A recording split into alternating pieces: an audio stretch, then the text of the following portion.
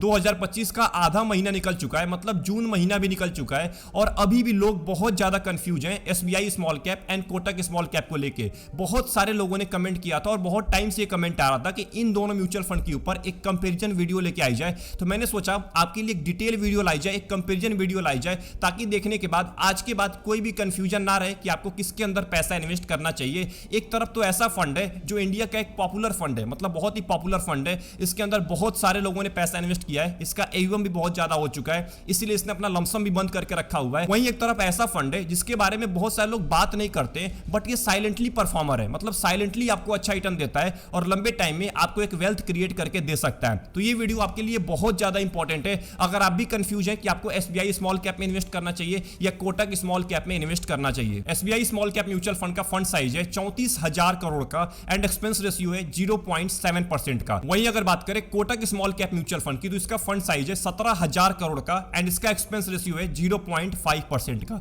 मतलब expense ratio के मामले में कोटक स्मॉल कैप आगे निकल जाता है SBI स्मॉल कैप के मुकाबले, बट कोटक के अंदर ज्यादा लोगों ने पैसा नहीं इन्वेस्ट किया है, वहीं SBI के अंदर बहुत सारे लोगों ने पैसा इन्वेस्ट किया है। इसीलिए मैं आपसे बोल रहा हूं एक ऐसा फंड है जो सभी के निगाहों में और एक ऐसा फंड है जो अभी के टाइम में ज्यादा लोग इसके बारे में बात ही नहीं करना चाहते हैं। अब हम इन दोनों फंड के रिटर्न को कंपेयर करते हैं, रिस्क को कंपेयर करते हैं एंड पोर्टफोलियो कंपेयर करते हैं। उसके बाद हम कंपेयर करने वाले हैं इसके रोलिंग रिटर्न को। SBI small cap mutual fund ने पिछले एक साल के अंदर में 0.27% का रिटर्न दिया है, वहीं कैटेगरी एवरेज ने 5% का रिटर्न दिया है, मतलब कैटेगरी एवरेज को तो बीट नहीं कर पाया है। अगर 2 साल की बात करें तो लगभग 20% का रिटर्न दिया है, यहां भी कैटेगरी एवरेज को बीट नहीं कर पाया है। 5 साल की अगर बात करें तो लगभग 29% का रिटर्न दिया है, यहां भी अपने कैटेगरी एवरेज को बीट नहीं कर पाया है। एंड अगर लंबे टाइम की बात करें, पिछले 12 साल की बात करें तो लगभग 24% का रिटर्न दिया है, यहां पे कैटेगरी एवरेज और बेंचमार्क को आसानी से बीट कर दिया है। वहीं अगर कोटक स्मॉल कैप फंड के बारे में बात करें तो एक साल के अंदर में 1.61% का रिटर्न दिया है, बेंचमार्क और कैटेगरी को ये भी बीट नहीं कर पाया है एक साल के अंदर में।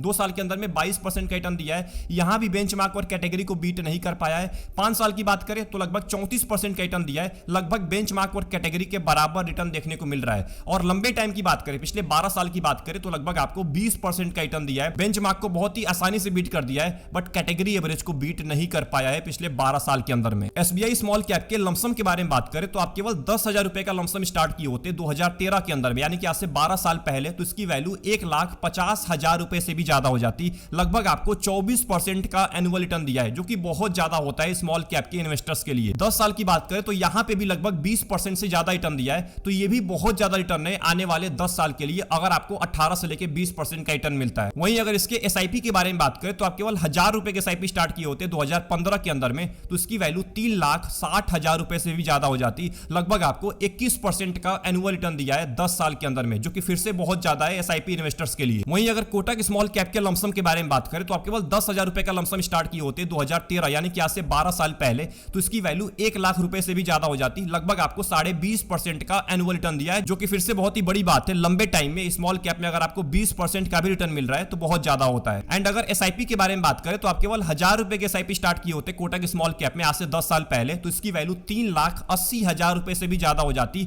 लगभग आपको 22% का एनुअल रिटर्न दिया है, मतलब इसने लगभग 1% ज्यादा रिटर्न दिया है SBI स्मॉल कैप के मुकाबले। सबसे इंपॉर्टेंट SBI स्मॉल कैप के पोर्टफोलियो के बारे में बात करें तो पोर्टफोलियो टर्नओवर रेशियो 84% का है, कैटेगरी एवरेज का 115% का है। अब देखिए, देखने में तो लग रहा है कि कैटेगरी एवरेज के मुकाबले कम पोर्टफोलियो टर्नओवर रेशियो है, बट 84% का भी ज्यादा होता है। इसका मतलब फंड मैनेजर पिछले एक साल के अंदर में बहुत तेजी के साथ बदलाव किया है पोर्टफोलियो के अंदर में। इक्विटी की बात करें, 81% पैसा आपका SBI स्मॉल कैप में इक्विटी में डाला जाएगा, डेट के अंदर 0.16% पैसा है। इक्विटी की बात करें तो नंबर ऑफ स्टॉक्स 63 होने वाले। लार्ज कैप में कोई भी पैसा आपका नहीं इन्वेस्ट किया जाएगा। मिड कैप की लगभग 6.5% कंपनी है, स्मॉल कैप की लगभग 37% है एंड अदर्स के अंदर भी लगभग 38% आपके पैसे को डाला जाएगा। टॉप 10 स्टॉक्स के बारे में बात करें, यहां पे आपको छोटी कंपनी और मिड कैप कंपनी आपको ज्यादा दिखने वाली है। सबसे ऊपर आपको SBFC फाइनेंस लिमिटेड दिखेगा, जिसका लगभग 3% का वेटेज है। बट यहां पे सबसे बड़ी खासियत है कि किसी भी कंपनी के ऊपर ज्यादा डिपेंडेंसी नहीं है, सभी के अंदर लगभग बराबर वेटेज डिवाइड किया गया है। तो अगर कोई एक कंपनी के अंदर ज्यादा गिरावट होता है ना, मान के चलते हैं इस कंपनी के अंदर ज्यादा गिरावट होता है SBFC फाइनेंस के अंदर, तो आपके पोर्टफोलियो के ऊपर या इस म्यूचुअल फंड के ऊपर ज्यादा इंपैक्ट नहीं पड़ने वाला है। वहीं अगर कोटक स्मॉल कैप के पोर्टफोलियो के बारे में बात करें तो पोर्टफोलियो टर्नओवर रेशियो केवल यहां पे 24% का है, वहीं कैटेगरी एवरेज का 115% का है।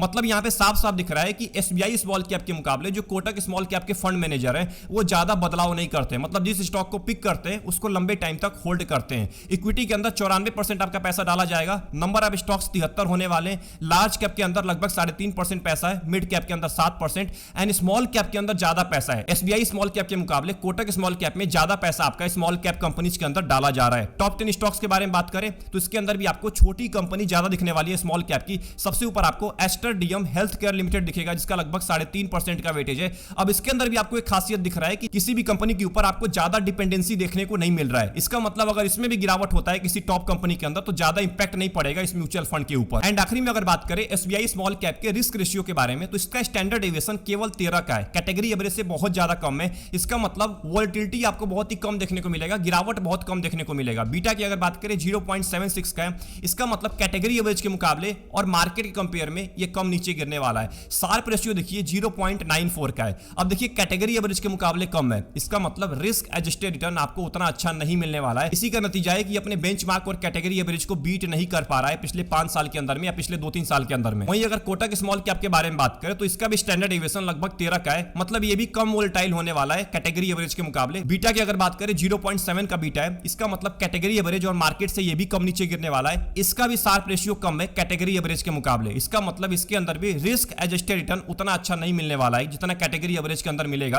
क्योंकि ये भी फंड पिछले 2 साल 3 साल 5 साल के अंदर में अपने बेंचमार्क और कैटेगरी एवरेज को बीट नहीं कर पाया है। सबसे इंपॉर्टेंट इन दोनों स्मॉल कैप के अगर हम पिछले 3 साल के रोलिंग रिटर्न को कंपेयर करें तो यहां पे देखिए इस चार्ट के अंदर आपको कुछ ज्यादा डिफरेंस देखने को नहीं मिल रहा है। तीनों के तीनों यानी कि Kotak small cap, SBI small cap and जो कैटेगरी एवरेज है, तीनों का यहां पे चार्ट आपको लगभग सेम दिखने को मिल रहा है। शुरू के अंदर में कोटक स्मॉल कैप ने यहां पे अच्छा रिटर्न दिया है, बट बाद में ये भी नीचे गिर चुका है। इसका मतलब दोनों ही फंड ने लगभग आपको बराबर रोलिंग रिटर्न दिया है पिछले 3 साल की बात करूं तो। क्योंकि अगर आप यहां पे देखेंगे ना तो कोटक स्मॉल कैप का जो एवरेज रिटर्न है वो लगभग 25% का है, वहीं एसबीआई स्मॉल कैप का भी लगभग 24% का और पूरे स्मॉल कैप कैटेगरी का भी लगभग 24% का रिटर्न है। मीडियम रिटर्न लगभग 23% का है कोटक का, वहीं एसबीआई का लगभग 24% का है। मैक्सिमम रिटर्न कोटक का 43% का है, एसबीआई का लगभग 38% का है। मतलब मैक्सिमम रिटर्न ज्यादा देता है कोटक स्मॉल कैप, मतलब मार्केट जब ऊपर जाता है तो कोटक बढ़िया परफॉर्मेंस देता है। मिनिमम की बात करें तो 11% मिनिमम रिटर्न है कोटक का, वहीं एसबीआई स्मॉल कैप का लगभग 13% का रिटर्न है। मतलब ज्यादा आपको डिफरेंस देखने को नहीं मिल रहा है। रिटर्न डिस्ट्रीब्यूशन की बात करें यानी कि कितने percent of time in mutual fund ने कितना परसेंट रिटर्न दिया है, तो यहां पे देखिए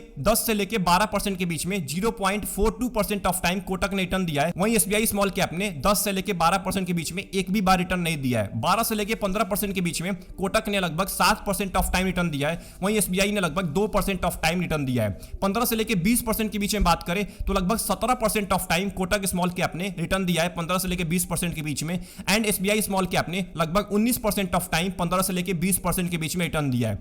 वहीं अगर बात करें ग्रेटर देन 20% मतलब 20% से ज्यादा कितने परसेंट ऑफ टाइम इन दोनों म्यूचुअल फंड ने रिटर्न दिया है, तो कोटक ने 75% ऑफ टाइम 20% ज्यादा रिटर्न दिया है, एंड एसबीआई स्मॉल कैप ने 78% ऑफ टाइम 20% से ज्यादा रिटर्न दिया है। मतलब यहां पे साफ साफ दिख रहा है कि दोनों ही फंड ने लगभग आपको बराबर रिटर्न दिया है, बहुत ही बराबर रिटर्न दिया है, ज्यादा आपको डिफरेंस देखने को नहीं मिल रहा है रोलिंग रिटर्न के अंदर में। तो इन दोनों स्मॉल कैप को यानी कि SBI small cap and Kotak small cap को अच्छे से एनालाइज करने के बाद ये पता चला है कि ये दोनों स्मॉल कैप ना ज्यादा रिस्की नहीं है, इनका स्टैंडर्ड डेविएशन बीटा बहुत ज्यादा कम है, दोनों ने लगभग बराबर रिटर्न दिया है। Portfolio turnover ratio SBI small cap का ज्यादा है, मतलब उसके अंदर ज्यादा बदलाव होता है पोर्टफोलियो में। कोटक स्मॉल कैप का पोर्टफोलियो टर्नओवर रेशियो कम है, दोनों के अंदर स्मॉल कैप के अंदर ज्यादा पैसा इन्वेस्ट किया जा रहा है। रिस्क की अगर बात करें दोनों के अंदर लगभग सेम रिस्क होने वाला है। तो अगर आप एक ऐसे टाइप के इन्वेस्टर हैं जो स्मॉल कैप के अंदर इन्वेस्ट तो करना चाहते हैं बट आपको ज्यादा रिस्क नहीं लेना है और आपको लंबे टाइम के अंदर में 16 से लेके 18-20% का रिटर्न चाहिए, तो आप देख सकते हैं इन दोनों म्यूचुअल फंड को। ये म्यूचुअल फंड अगले 15 से लेके 20 साल के अंदर में आपके लिए एक अच्छा कॉर्पस क्रिएट करके दे सकते हैं, क्योंकि ये ज्यादा रिस्क नहीं लेते हैं। अब ज्यादा रिस्क नहीं लेंगे तो आप इससे ज्यादा उम्मीद मत करिएगा कि ये ज्यादा आपको रिटर्न देने वाले हैं, बट लगभग आपको 18% का 20% का भी रिटर्न मिल रहा है लंबे टाइम के अंदर में, तो बहुत ज्यादा होता है स्मॉल कैप कैटेगरी के अंदर। तो अगर आप एक एग्रेसिव इन्वेस्टर है या थोड़े से कम एग्रेसिव इन्वेस्टर है, आपको डर लगता है वोलेटिलिटी से, आपको डर लगता है कि मेरा कहीं पैसा स्मॉल कैप में डूब ना जाए, तो आपके लिए दोनों परफेक्ट फंड होने वाले हैं। आपका क्या ओपिनियन है इन दोनों फंड को लेके, और क्या आप इन दोनों म्यूचुअल फंड के अंदर पैसा इन्वेस्ट करते हैं? कमेंट बॉक्स के अंदर टाइप करना मत भूलिएगा। मिलते हैं एक और इंपॉर्टेंट वीडियो में। आई होप आपको ये पूरी वीडियो पसंद आई होगी, ये एनालिसिस आपको पसंद आया होगा। तब तक के लिए अपना ध्यान रखिए। Best of luck, take care.